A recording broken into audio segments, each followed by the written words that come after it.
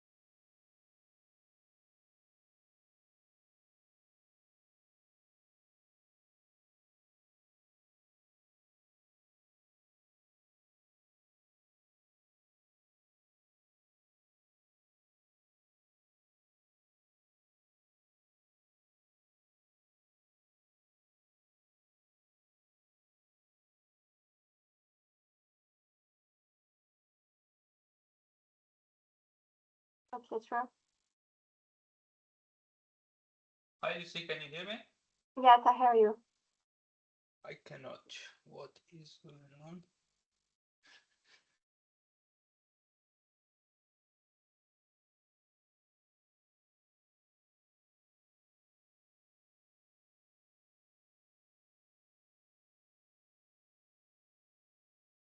Can you say something? Can you hear me? Yes, we hear you. Okay. Yeah. Wait, I was. I see. So I uploaded my PowerPoint. Did you receive? Yes, I have all the presentation. Thank you a lot. And what's your plan? So that you share it, or how do I do it?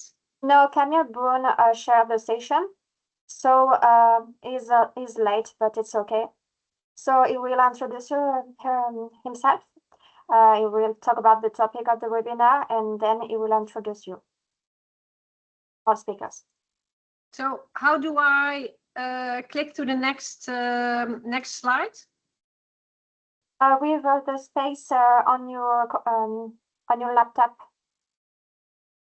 It works? No? I don't hear you properly. Sorry. Yeah, I hear you, but I don't understand you properly. Now? Yeah, I can hear you, but I don't understand. So the presentation is uploaded, and now? Sorry, I hear you. Tell me, what's your question? Sorry. So how can I present the slides? Are you gonna tick the slides, or how does it work? No, you can do it. You just have to share the screen. And I have to share my screen. Okay, yes. But you've got my presentation. Yes, it's only if you have technical issues. Okay. Can I quickly try? Can I quickly try? Because I'm not sure if it works properly, and I don't want. So this should be the one.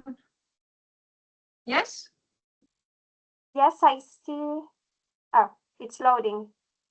Yeah, but do you now see yes, it's perfect complete? From us. Yes. Just this is perfect. You don't see the slides beneath? No, I just I just see the first slide in the. Okay. Yeah. It's perfect from my side. Okay, then I stop now, and I will check if I do it again, that I'm not in trouble. Yeah, okay, good. I do it again, so then I'm sure that this is the right. Yeah? Well, it's worked. Yeah. Okay, thank you. Thank you. Pietro, do you want to try? Yeah, I'm gonna do that.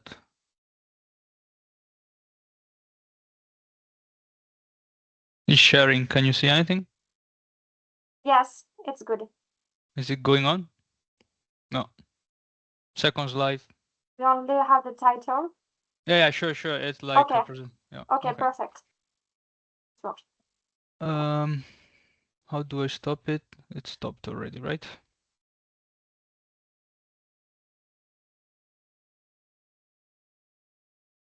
hello, Camiel. Hello, everybody. Hi, good afternoon.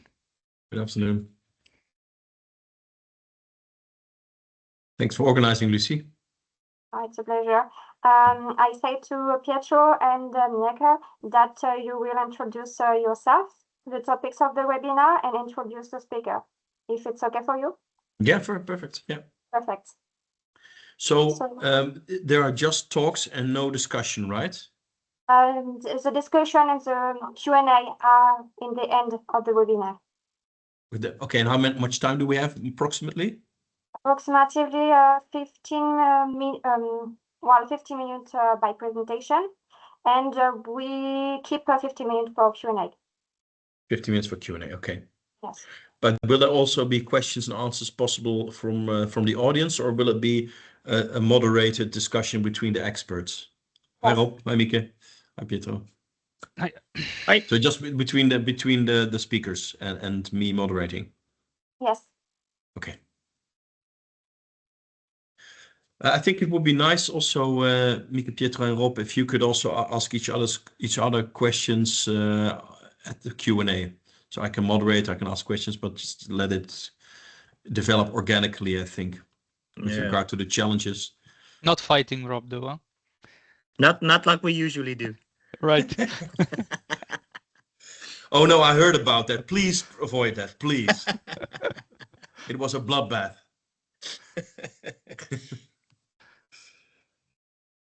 Rob, do you want to try to share your screen?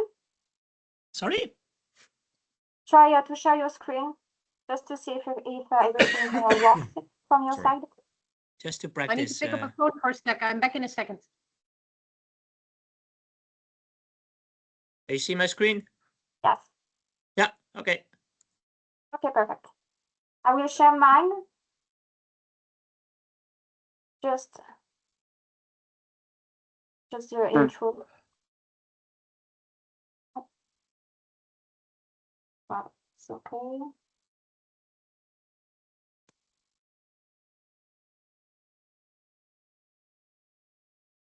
Okay. Are you back in Germany, Pietro, or not? Or still in the Yeah. US?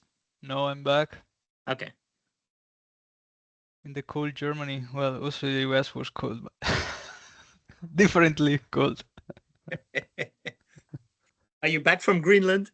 Yeah. Incredible, yeah.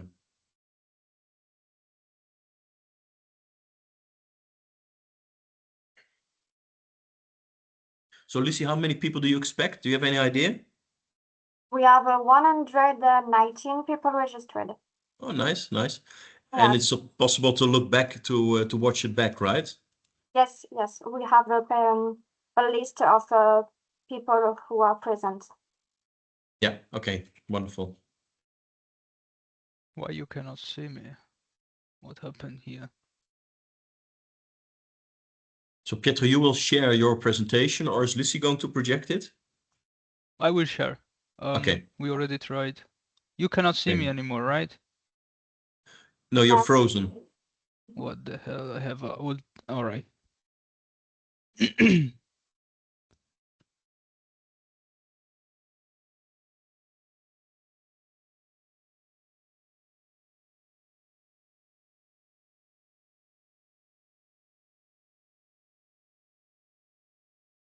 So Lucy, you will do a countdown at the last 10 seconds or something like that, and then I will open up the session.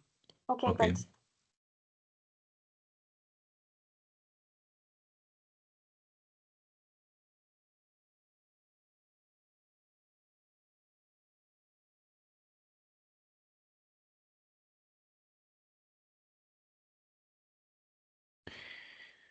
Let me see. We have this very strange phenomenon outside now. I'm here in my study room where it seems to be coming light from the sky. I think in the past they called that sun. That's been a long time ago since we had that.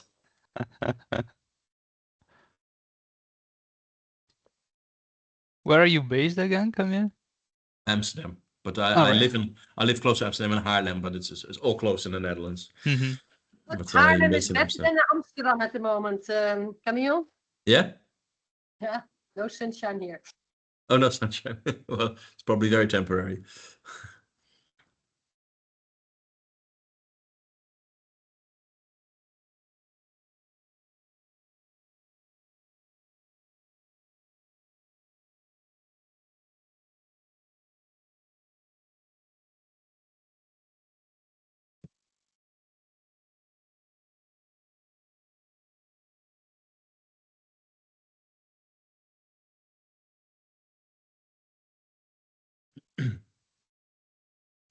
So Lucy, what's the background of the people who are following this webinar? Are they mostly researchers or patients or a complete mix?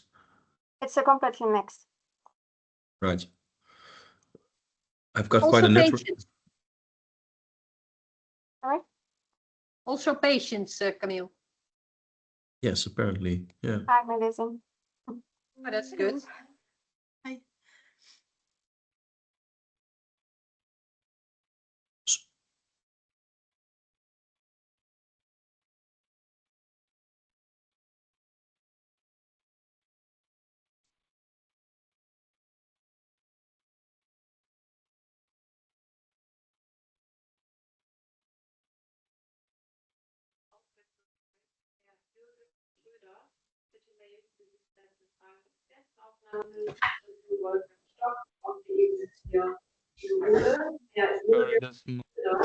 So Lucy, can you mute people?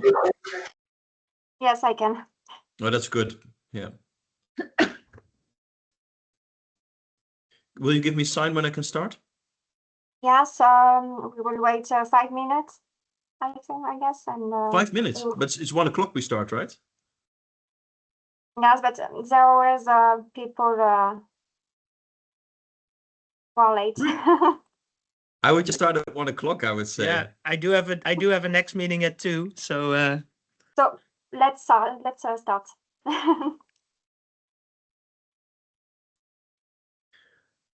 Okay, welcome everybody to this ERN-EYE webinar.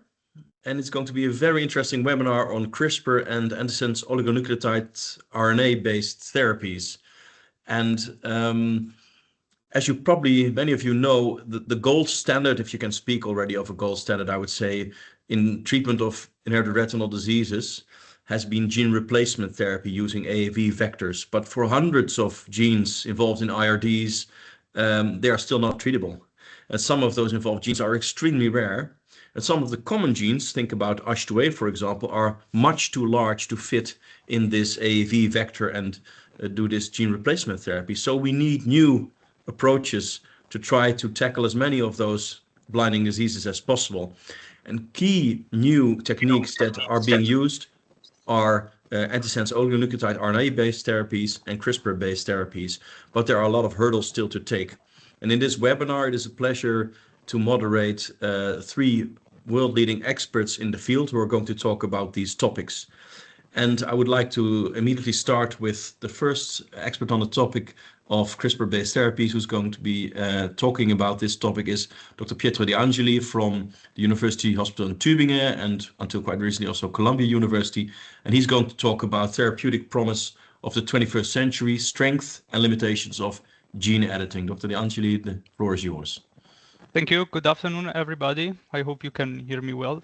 So for today's presentation, I thought of preparing a more general presentation where I would highlight the power and limits of genome editing without going into much detail so that a broader audience can also follow. So before starting, I would like to define what genome editing is and why it's relevant for our field or for the field in general. So by genome editing, we mean means by which DNA can be precisely changed. And we refer to that as also targeted genome editing.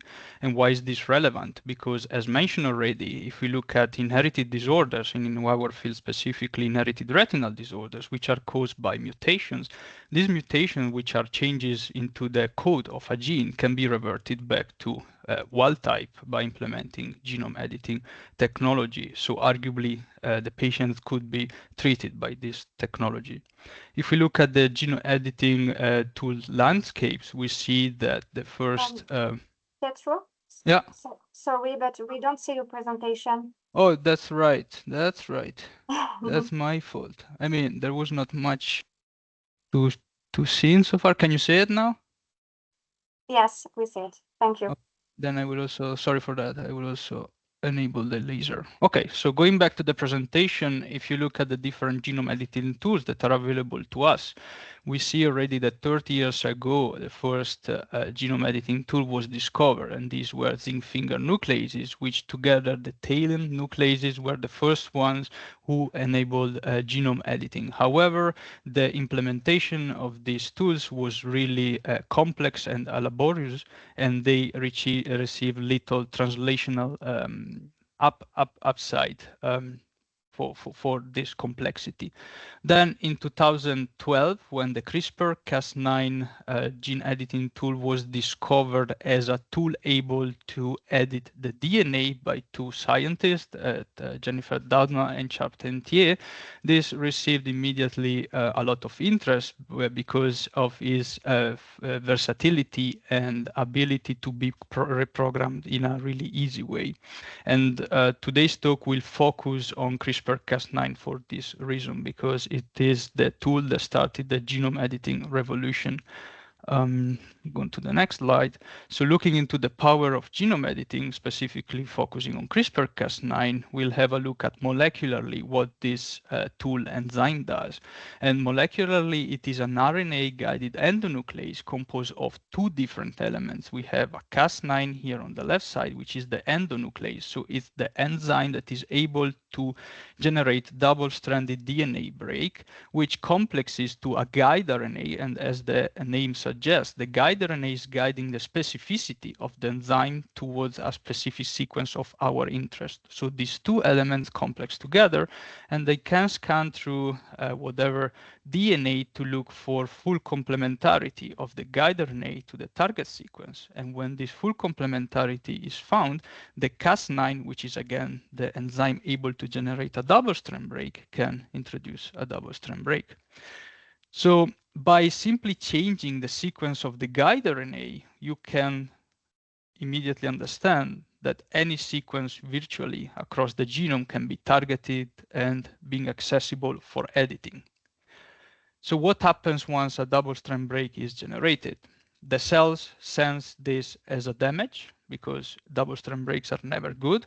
So they start the repair mechanism of the double-strand break. And these repair mechanisms are mostly three of them. We have on the left side non-homologous enjoining and microhomology on mediated repair, which are error-prone repair pathways. What does it mean? It means that the break is resolved, is repaired, but at the targeted site, you have the insertion or deletion of sequences. So the resulting sequence will not be as the initial one. And why is this important? If you think about toxic proteins, for example, and they become toxic when there is a mutation. I'm just generalizing the issue here. If you can switch off the expression of this toxic protein, of course, you can achieve a therapeutic benefit. And in our field, could be the example of rhodopsin-linked retinitis pigmentosa, where the pathogenic variants are acting through a dominant negative effect. So if you can switch off the mutant allele specifically, you can arguably achieve a therapeutic benefit. And then on the right side, you have HDR, which stands for homologous directive repair. And this is a repair pathway that leverages on a donor template that you see down here. So a donor template is a sequence of DNA that we can provide the cells with. And If this donor template is designed properly, meaning that it has homology arm to the double-strand breaks, it can integrate exactly at the double-strand breaks. And if the donor contains the sequence, wild-type sequence, of course, this can revert the mutant sequence. So if you think about implementing these repair pathway, you can understand that potentially every mutation could be targeted. However, then reality comes into play, and the question is HDR really the holy grail? It's a rhetorical question because the answer is no. And why is that? So homologous directed repair is only active in mitotically active cells. What does it mean? Those cells that are actively proliferating, proliferating. And examples are stem cells, blood cells, and liver cells. But we are interested in photoreceptors. When we look at photoreceptors, of course, they are post-mitotic cells, and HDR is not practicable. So you already see that this tool that could potentially enable targeted genome editing specifically down to the base pair is not practicable for the disease of our interest. So what's the solution here? Scientists came up with a more advanced genome editing tool, and there are two actually. So I will present to you the first one, which is base editing, and then we'll go to the second one. So base editing is based on CRISPR-Cas9 ability to specifically look for a sequence. So what happens is that if you fuse Cas9, which is depicted here by this L shape, to a deaminase, which is an enzyme able to deaminate specific base pairs, what you can do is that you can direct the activity of the deaminase towards a specific sequence. And we have two types of deaminases, cytidine and adenosine. The cytidine would deaminase cytosines to uracil, and this would be recognized by the cells as T. So by deaminating a C, you can generate a C to T conversion. As you can see here, CBE, cytosine base editors, can make C to T changes, and adenosine base editors can make A to G changes. So basically, we can do transitions with these tools. And when we look at the human genetic variations or variants, associated with disorders, you see that around 30% of variants available on ClinVar are transition point mutations. So by implementing base editing, one could think of targeting 30% of all the mutational spectrum across disorders. But what about the remaining 70%? So scientists didn't stop there, went on and came up with prime editors, which is also referred to as the all-doing editing enzyme. So again, we have Cas9. In this case, Cas9 is fused to a reverse transcriptase. A reverse transcriptase is an enzyme that is able to convert RNA to DNA.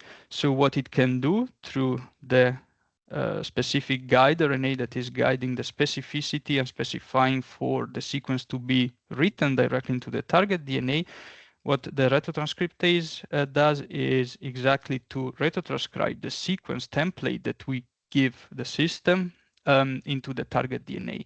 So by using this enzyme, we can mediate all insertions, deletions, and all 12 possible base-to-base conversion. So technically and molecularly, we see that the available CRISPR-Cas9 based editing tools are really powerful, versatile, and can, again, molecularly target any mutation across the genome, right? But then what is the next step? We have, of course, the engine, but how do we deliver the editing tools, for example, into the cells? And here some limitations come into play.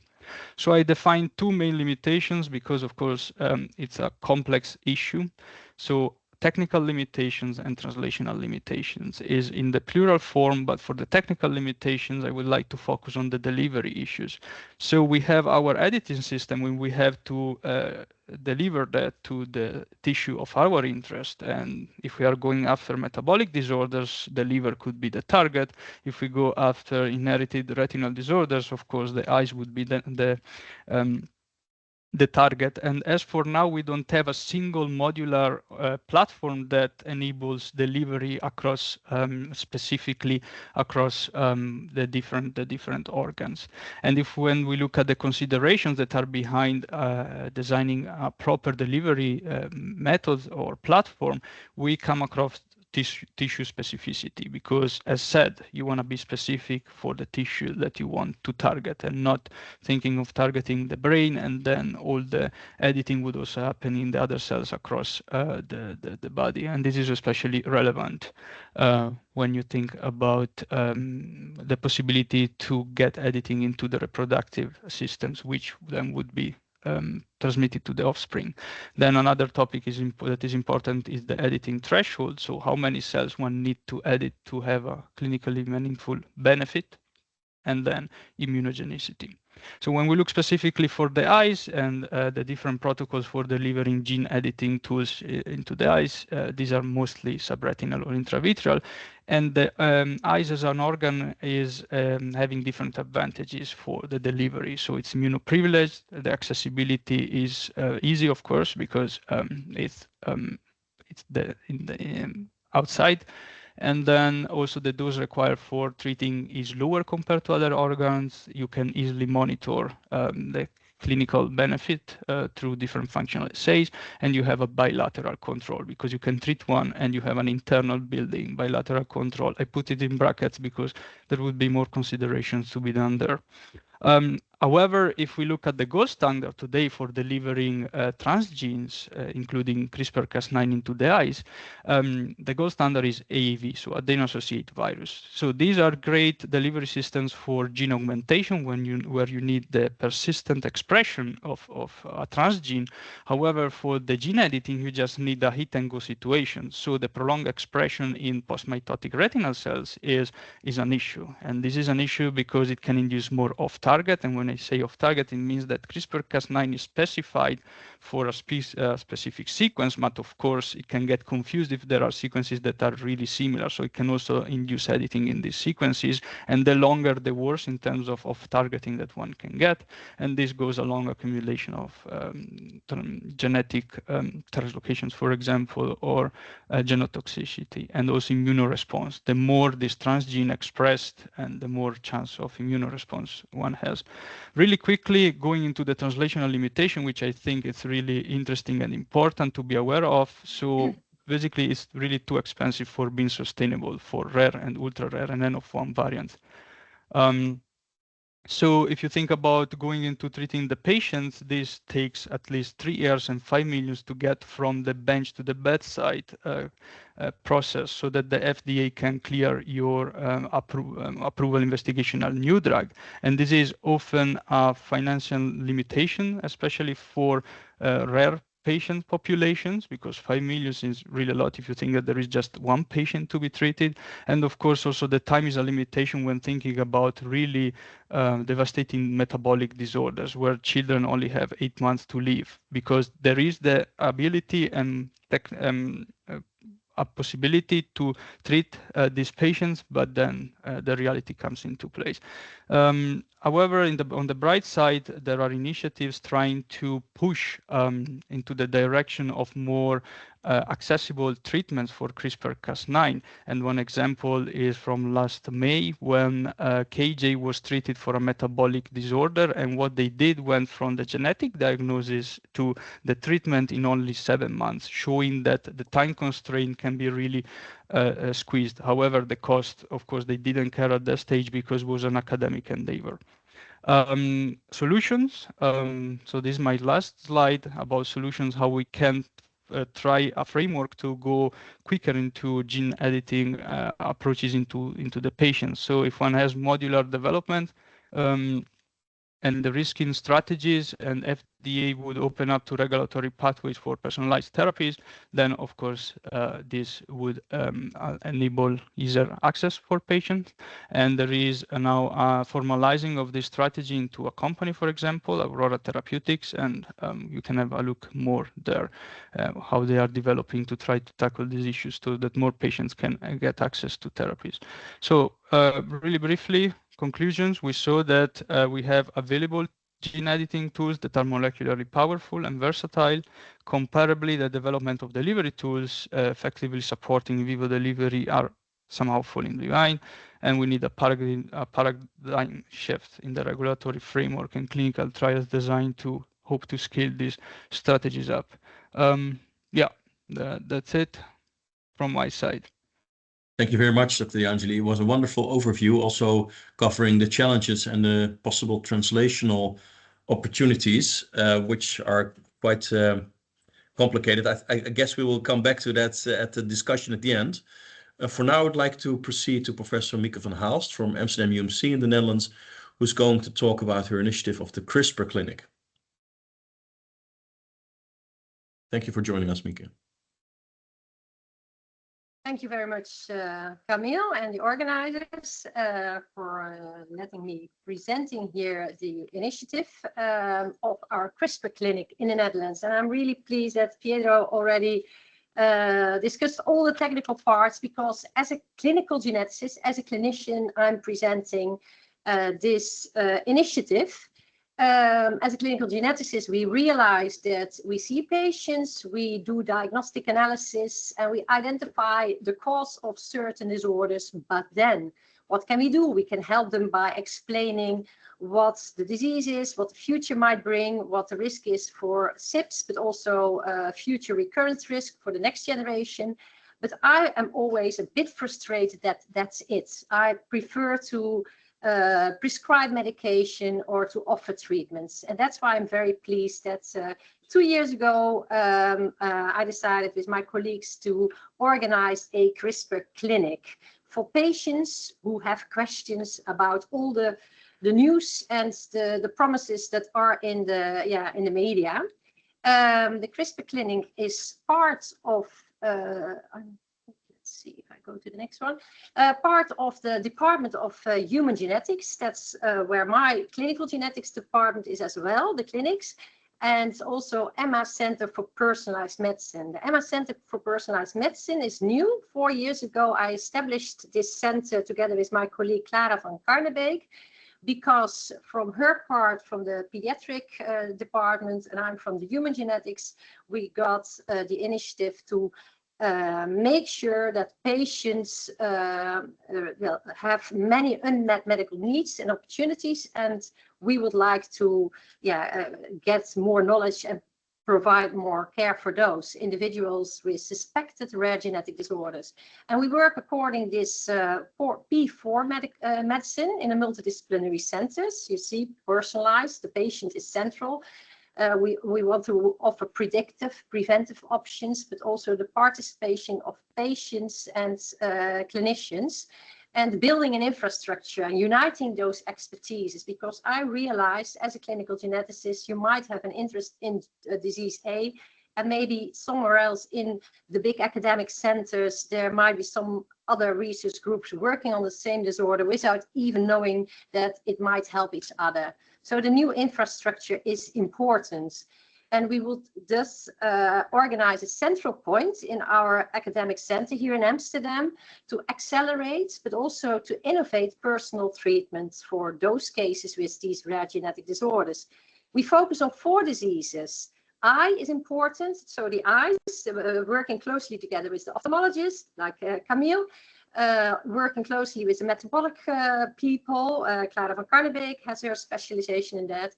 Also with neurodevelopmental disorders, many syndromic intellectual deficit cases, and also food satiety disorders. And the aim is to bring the translational results or the innovative results in the daily clinic, that the patients are well informed about future options for their disorder. So connecting, accelerating, and innovating. Patient central, this P4 as I mentioned, and we have set up since then many multidisciplinary and cross-departmental meetings, clinics for diagnostics, therapy, care, but also education is extremely important, because as we are sitting here together, we might know everything about these new options about CRISPR therapy, etc. But the colleagues who are already 20 years in their expertise, they might not have a clue, or they're not that interested, but also the future generation, they need to be up to date. So that's part of it as well. And we would like to have customized care for any patient that we see. So we are working according to this catalyst wheel. You see 3 different colors. The blue is the diagnostic part, the red is the preclinical part, and the orange part is the clinical care, and also getting therapy into the clinic, as we just heard, regulatory bodies, pathways, reimbursement, etc. And this pie is being served on a silver plate of ethics, training, valorization, and education, because that's all part of our center as well. We were lucky when we initiated this that the government, the Dutch government, provided 10 million euro to attract assistant professors. And in the end, we were happy that we could appoint 30 people, top talents, to work on all our projects. So one of the topics is, as I mentioned, eye disorders. So these 4 clinics working are meeting in separate groups, but the part that I'm presenting today, so the CRISPR clinic, is overlapping, because we just heard about baby J, who has been in the newspapers, and every day when such a new news item pops up, then here at the Department of Clinical Genetics, the telephone is ringing 24/7. Every patient who reads about this, every patient that's waiting for new treatment options, they want to know more. They want to know, hey, why is this possible for this child? Can you help me, please? So there's an unmet medical need that patients have questions. And we have initiated this CRISPR question and answer clinic, where scientists, so the basic scientists, clinicians, but also patients meet together. The patient can ask questions, and they often come to the clinic with bunches of scientific papers to inform us about their specific disorder. But they also need to understand more of what we just heard, the cost aspect, the safety, etc. It's not just going to the dentist and say, okay, my teeth is not well, just take it away and place a new one. So it's extremely important to communicate well with all the patients that have questions for that. So often it happens either with a news item a popular news item, or with some scientific papers that we published ourselves. This is a Dutch case of a Dutch manuscript you might not read and not be able to read. But after this, we got a message that somebody who read this paper was wondering if she, the lady herself, was a doctor. So those are the patients that read actually the scientific papers. They can understand it, and they were wondering if they could come to the CRISPR clinic because they really want to know if they could be a candidate for such a treatment. And those are the patients that come actually to our clinic. And this is Bas, the patient in the square in red. This is his pedigree. So he has 3 daughters, and Bas himself was diagnosed with, as you just read, Best disease, based on a pathogenic variant in the BEST1 gene.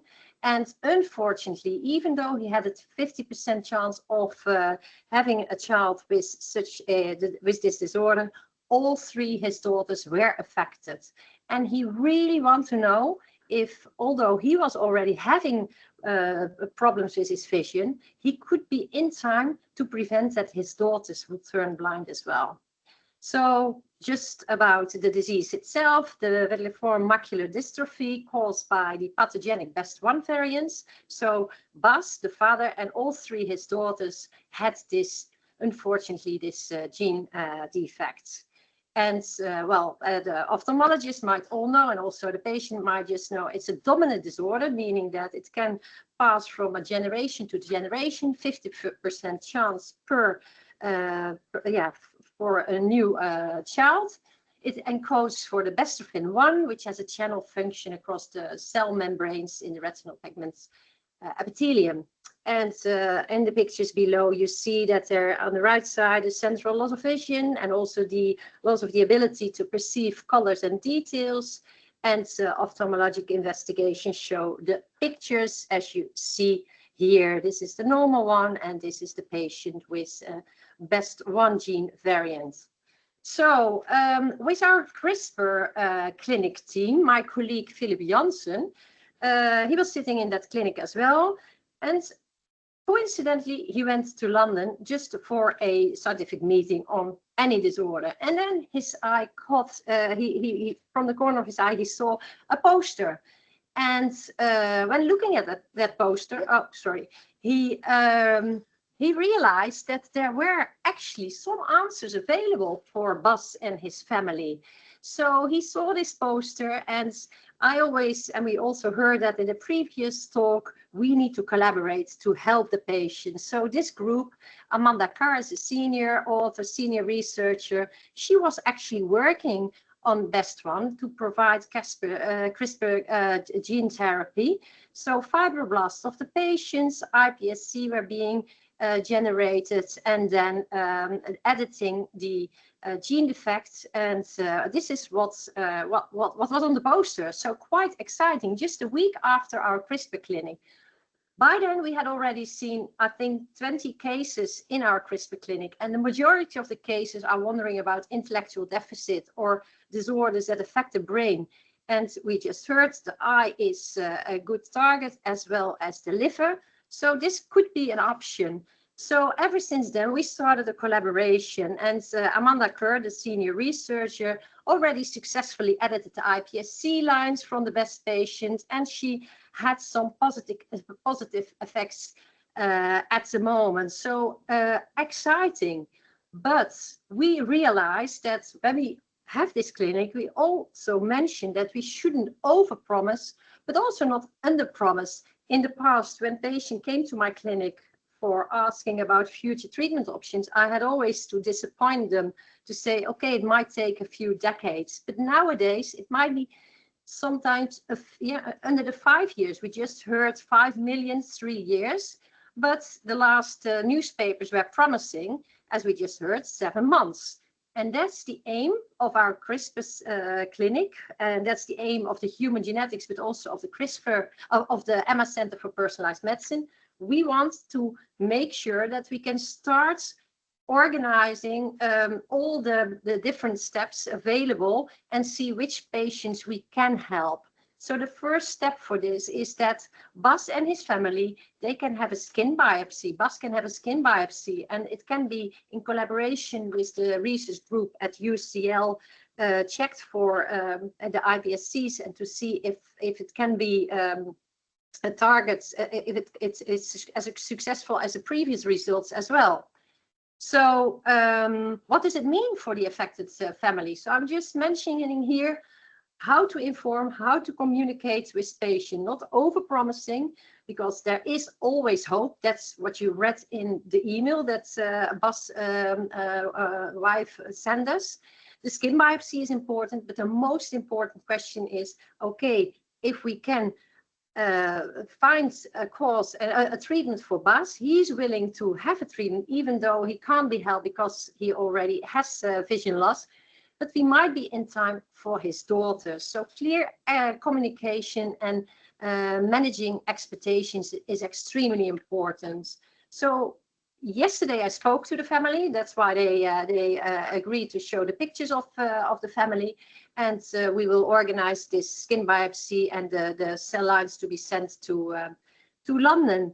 And the cliffhanger is that on the 9th of June, you are more than welcome to visit our MS Center for Personalized Medicine Symposium at Amsterdam, because we will then further discuss the continuation of this story. And I really do hope that we can help these and other patients in the future with these new therapeutic options. So I would like to thank the patients and the families and give back the word to Camiel.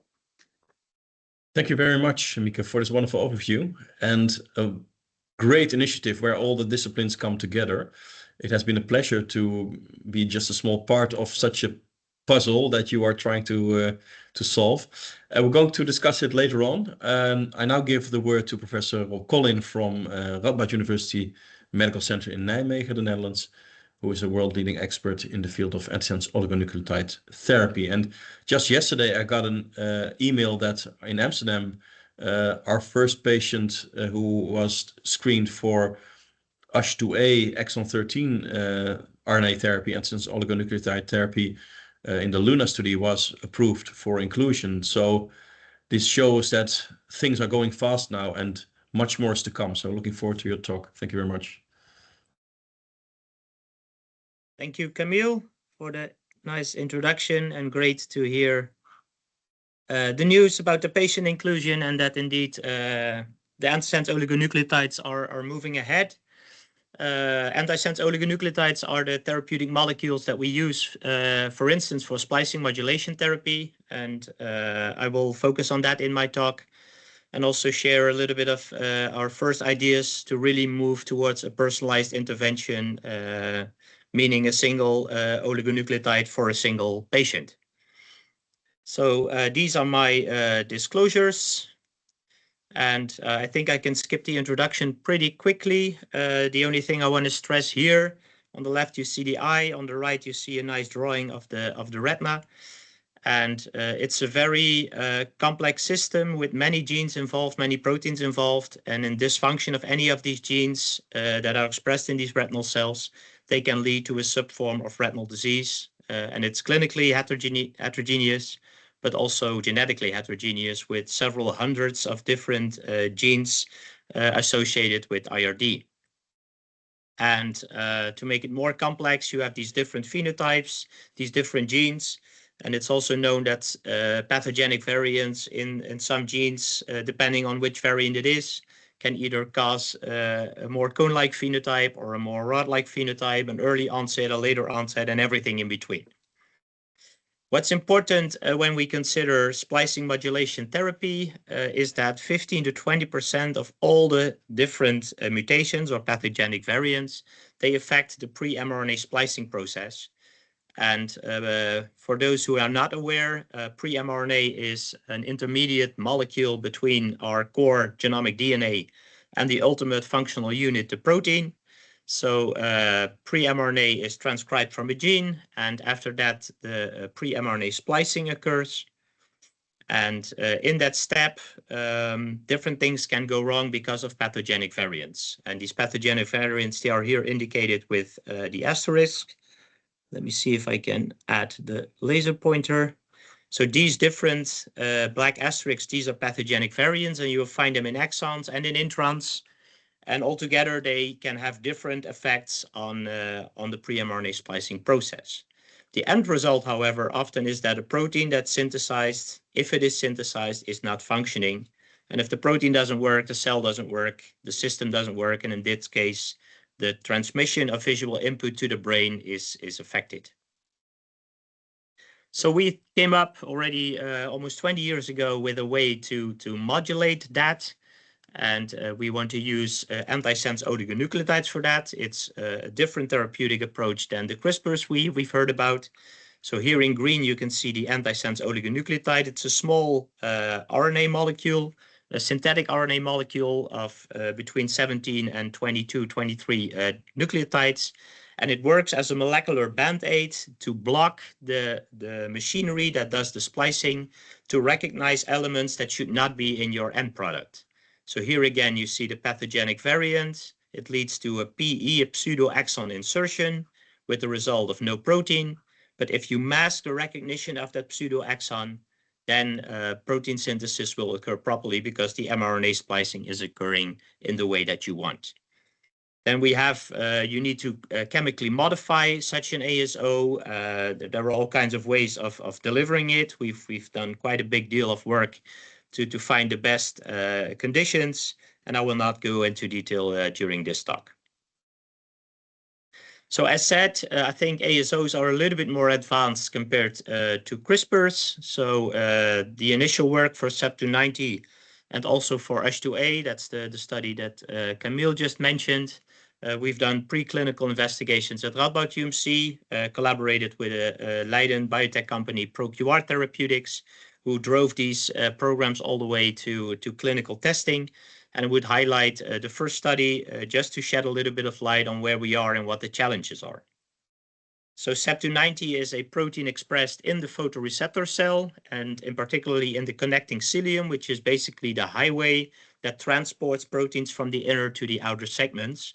And you can imagine that if such an important protein for transport is not working, that also the light conversion doesn't take properly place. So pathogenic variants in CEP290, they are very severe and they cause early onset Leber congenital amaurosis.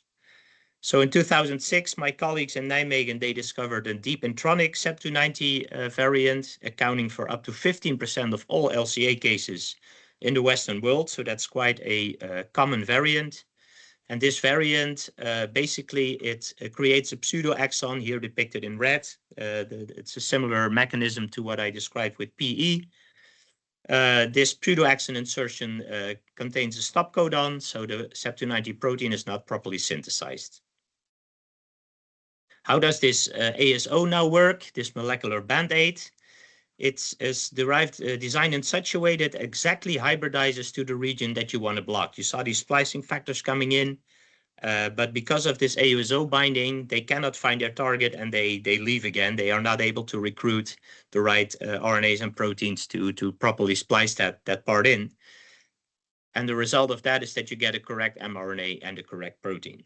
So it took us 10 years of preclinical research to further develop this from idea to really test that it works in a cellular model. And we also did attempts in an animal model. But in view of time, I will only describe the results of the clinical study, which was sponsored by ProQR Therapeutics. So it was a phase 1/2 clinical study where patients received unilateral intravitreal injections of the ASO. The advantage of an ASO is that it's way smaller than, for instance, the CRISPR machinery. So in terms of delivery, it's a little bit less complicated. You do need to dose it every 3 months because it attacks the RNA, and the RNA, of course, it's not stable and doesn't live forever.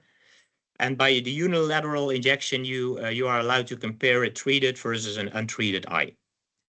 And this is a picture of the best responder of that study. I think there were 10 people participating, and one was a super responder, that's this person. But you can clearly see here the triangles. This is the treated eye versus the crosses here. That's the untreated eye, that there is a significant improvement in both achromatic as well as chromatic acuity. So the phase 1/2 study was definitely considered a success. However, a couple of years ago, after the phase 2/3 study was started, we were confronted with the fact that in that study, the primary endpoints were not met, nor were notable secondary endpoints. Later on, a post-hoc analysis still demonstrated encouraging signals of improvement, but overall the trial failed. So the first thing, of course, you then go and do is compare these two different setups of these studies.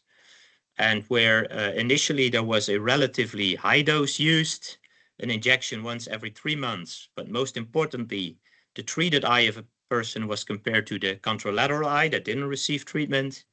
In the phase 2/3 study, all these things changed. So the dose was only half of the initial dose.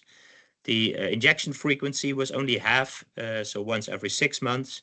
And instead of now looking at one eye versus the other eye, now the setup was defined in such a way that there was one person compared to an untreated person. So I think that these are the most likely explanations for the failure of the trial rather than that the drug didn't work. So luckily, as Camiel already pointed out, French company Sepal Bio took over these two programs, and the first patients are already being dosed or recruited. So I think that's very good.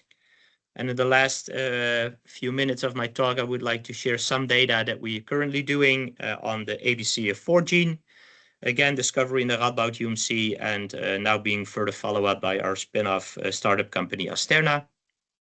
And ABCA4, some people in the audience may have heard about this gene and protein. It's an important protein in the visual cycle to clean up waste products of this phototransduction cascade. And it's a very genetically or allelic heterogeneous disease, because to date we know that there are more than 1,200 different variants that underlie Stargardt disease, which is the phenotype, the ocular phenotype that is associated with ABCA4 variants. So today I would highlight only 2 of the variants that we're working on. The first one is a very common variant, one of the most common variants in the Netherlands. And this variant is located in exon 6. Here this blue arrow points to the nucleotide that's mutated, and it changes into a T. And it's exactly at the boundary of the exon and the intron. And you can appreciate here the scores of the splicing programs. These are bioinformatic prediction tools. And you see that because of this G to T change, the strength of this splice site is going down. And a little bit down into the intron, there's another splice site predicted. This has a lower score than the original one, but it has a higher score than the mutant one. So you can imagine that instead of splicing here, the splicing machinery now decides to splice here, because this splice site is a stronger splice site than this one. So we investigated that with a lot of people, are all mentioned here. We work with retinal organoids derived from patients that are homozygous for this variant. And here you can nicely see that indeed the product in the patient is larger than the product in the isogenic control. And it's exactly this 35 nucleotides that are inserted into the transcript.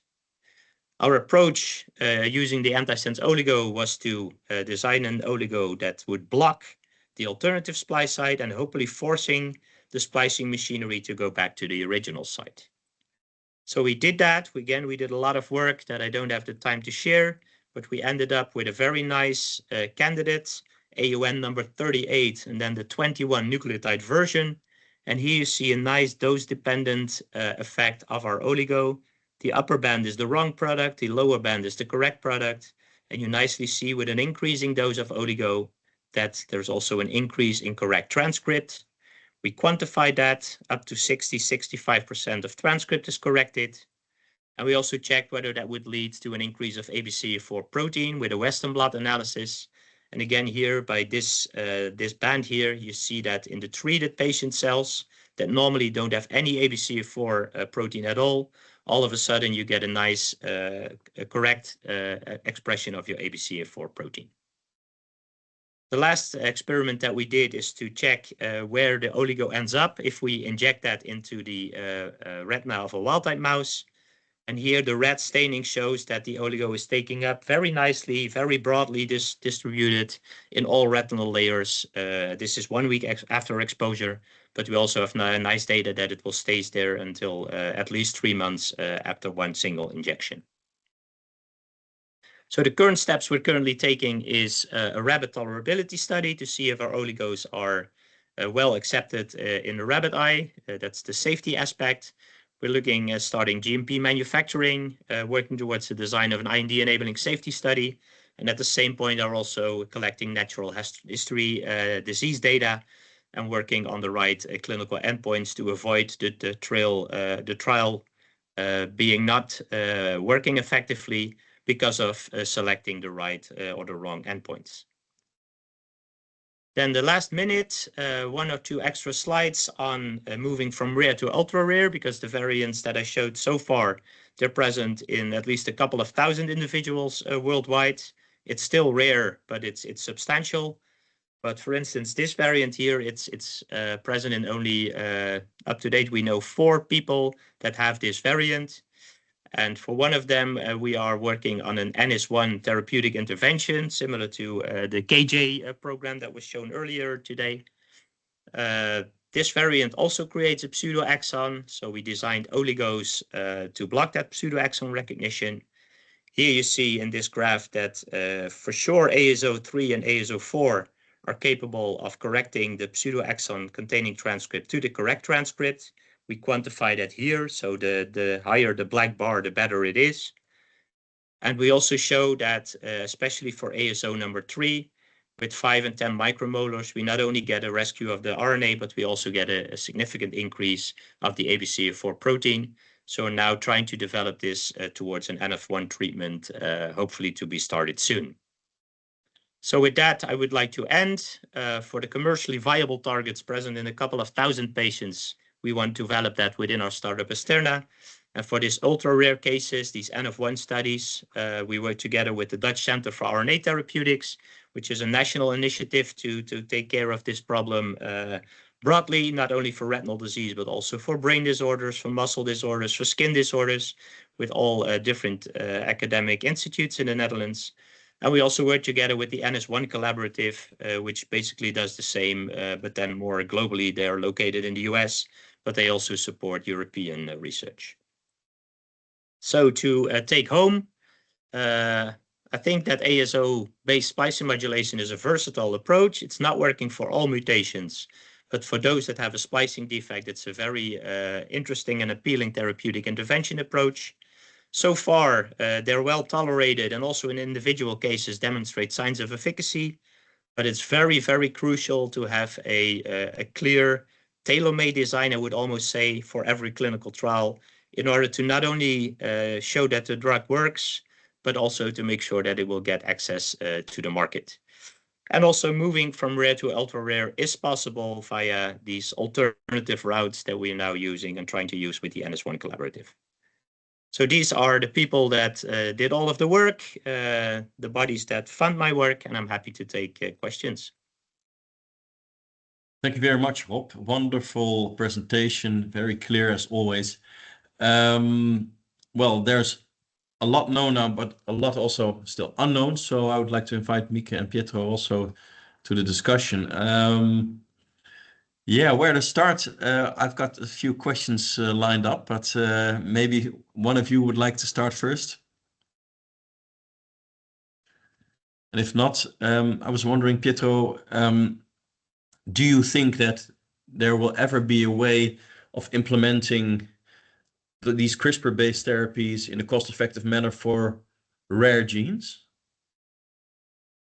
I think yes. I don't know how long down the line that's gonna be, because as mentioned, most of the issue comes into play when thinking about translating these approaches because of the cost of development, not just for the IND enabling studies, but also the cost of manufacturing, which is arguably higher compared to ASOs, for example. However, if we look at the metabolic fields, for example, where we know that there are delivery platforms that are viable, I would say not perfect, but viables, and you can use these delivery platforms as modular systems. So you have your delivery, you have your Cas9 as reagents, so off the shelf. What it changes is only the guide RNA. So in this context, what the people are trying to push forward is just that one would need to de-risk and to show that it is safe, the guide RNA itself, not to go through the whole process of GMP, GLP compliance for every piece. So within this framework, the Cas9 and the delivery platform, whatever, would be considered as reagents and not as part of the therapy. And this would cut the cost by a lot. This is just one example. Yeah. So to make as much generic as possible and proven. Yeah, yeah. I was wondering also mirroring it to what Rob just presented. With the RNA therapy or antisense oligonucleotide therapy can be delivered intravitreally. I would assume this is not possible for CRISPR-based therapies, right? Or do you think that in the future there might even be a possibility of just injecting it in the eyeball, being able to cover the whole retina?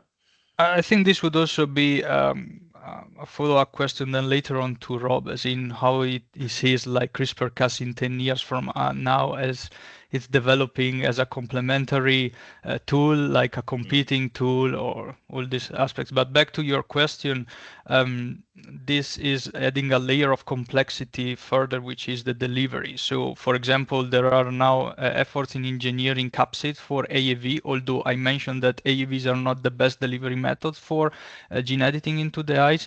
However, these capsids can be delivered intravitreally, and they seem to be really effective in transducing the retina, so photoreceptor layers. So to your question, there could be that there are going to be interesting development also in terms of clinical translations in the next couple of years. That would be really nice because, well, I've done some subretinal surgeries for gene therapy myself, and technically, I mean, it's a more intense, it's a more extensive operation than just injecting the medication in the eyeball, but it's not rocket science. The only big problem is that, besides the fact that there are always risks of surgical complications, of course, you're just treating the central macula, which is, of course, of the utmost importance. But it will be really great that, like antisense oligonucleotide therapy, you could just use an injection, cover the entire retina, and do it earlier, because doing a vitrectomy in a young child is, of course, possible, but you would like to avoid it if needed. So it's encouraging to hear that, Pietro. Yeah. Rob, did you have anything to add to that, or Mieke? Well, if I can follow up on Pietro's question, like I don't think we should see this as competitors. They're just different strategies. They can be applicable to different variants. So as said, the antisense oligonucleotides, they have the advantage of a relatively easy delivery, but they also have the disadvantage that you cannot treat all the variants. For instance, some variants may be applicable to an ASO, whereas others need a base editor. So I think it's still very early days to talk about competition. Yeah. And also the CRISPR has the advantage that you have a permanent fix, but you may not target the entire retina. And if you have a permanent fix in a certain region of the retina, and you can imagine that you can have the same technologies for both two different technologies for the same variant, you could even think about a combination therapy. But I think we first need to make an established therapy for each of them individually, and then only start to worry about or think about combining them. Yeah, but I do think it's an important point, the competitors, because actually for CEP290, as far as I know, there has been at some point the possibility of both antisense oligonucleotide therapy and CRISPR therapy. So let's say I come to the clinic of Mieke, the CRISPR clinic, and I have CEP290 mutations, and I would have the possibility of choosing either CRISPR-based therapy or antisense oligonucleotide therapy. Yeah, it can be a difficult one, right? It's a very difficult one. It's a luxury position in a way, I would say, but yeah. It's a luxury position, but it's also it's not always easy to predict upfront which strategy will be the better one, right? Mm-hmm. So if you have if you're a doctor, and I'm not a medical doctor, but if you're a doctor and you have your patient in your practice, and you need to propose what the patient will need to do, you need to be very well informed about the mechanism, about the mode of action, about the pros and the cons of each different approach, and then still you don't know for sure. Right. So I guess it's difficult, and the more different modalities are coming up, the more difficult that gets. Mieke, how do you deal with that? Because your CRISPR clinic is called CRISPR clinic. Of course, you will not be limited to CRISPR. You're dealing with personalized therapies. So what if you would be confronted with that? Well, I think it's a valid point that the doctors need to be completely informed about the pros and cons, but the patients who is coming to our clinics, unfortunately, it's mostly the highly educated patients who read who understands the literature, but they come up with the pros and cons themselves. They come up with, okay, have you read this? Have you read that? So I think education of our colleagues, not only in the research setting, but also in general, but also dealing with education for the lay people is important. I think that's the future. It's not the doctor that is suggesting, it's also checking what is understood by the patient, and then they should be well aware of all the challenges, the costs, but also the risks that they might be confronted with. I completely agree, and I think it's very complicated. Let's just, for instance, stick with Best disease that you showed the case of, right? There are so many things to take into account. It's even about what does the disease look like in that particular patient, because some cases they have advanced disease or they have specific parameters that make it even unattractive to treat. And also, for example, let's say that you would have a possibility to go to the US for a CRISPR trial, but you can do an RNA therapy trial in the Netherlands, or, well, there are all kinds of things to take into account. So I really think it's a journey together with the patient and mutual communication, because it can be, I know from experience, can be quite difficult to discuss that. And the doctor should be on top of all the knowledge to be able to also in a let's say, in an understandable way, go on that journey with the patient and recommend as well informed as possible about the options and the potential disadvantages. And as well, the consent forms for what is going on with my iPSC, who is belonging those, and what will be done with them. Because the lady I just discussed, I sent the consent forms. We already know what the gene defect is, but in the consent form, it's mentioning like, okay, we can potentially identify anything in your genome. That's not being dealt with in this case, and this is a patient who is a doctor herself. So that's the most extreme part at the moment, now that we're starting to try to implement it in a daily clinic in a few years' time, hopefully, that we take all the partners with us, researchers, patients, colleagues, students. Yes. Yeah. And Rob, in the N-of-1 trials, you would probably treat just one eye, right? To have the other eye as a control. Yeah, that is the debate that we're still discussing with a lot of different people. So I think that by doing that, so it's if you want to do it in a little bit easier way than in the regular clinical trial system, it should be a named patient basis, but then it's not research, but then it's intervention, experimental therapy. So you're not allowed, basically not allowed to make it a research study, and comparing one eye to the other is a research study. So you could say, okay, we're going to inject two eyes, but then it will be way more difficult to prove that there is any effect, and you still want to prove that there is an effect. So absolutely.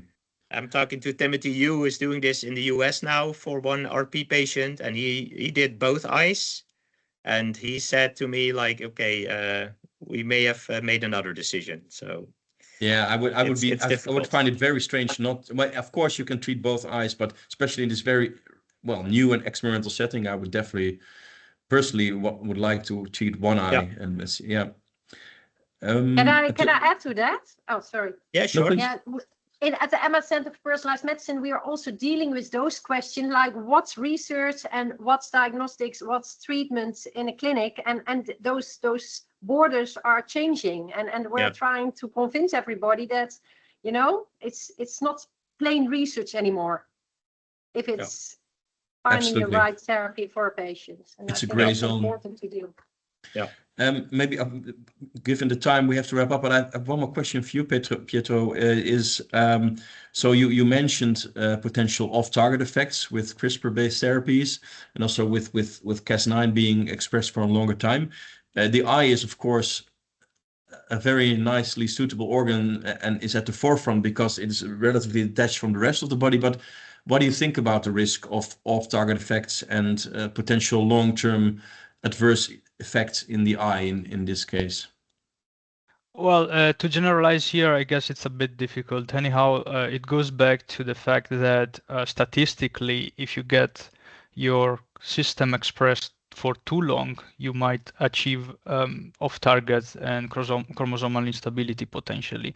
How relevant that is compared to the benefit that you get, this is on an individual basis, right? So again, it's difficult to generalize. However, this goes back to the delivery issue. So if we have a delivery issue that is just a hit and go situation, so you inject and after a month or so the machinery goes away, then we would solve the issue to start with. So again, AAVs unfortunately are not the gold standard for gene editing in the eyes.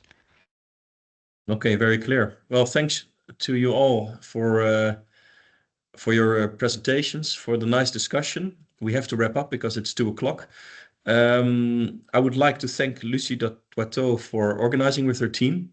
And well, have a nice day, everybody, and a good weekend ahead. All the best. Thank you very much. Thank you very much. Good afternoon. Thank you. Thank Bye. you. Bye-bye. Bye-bye. Thank you.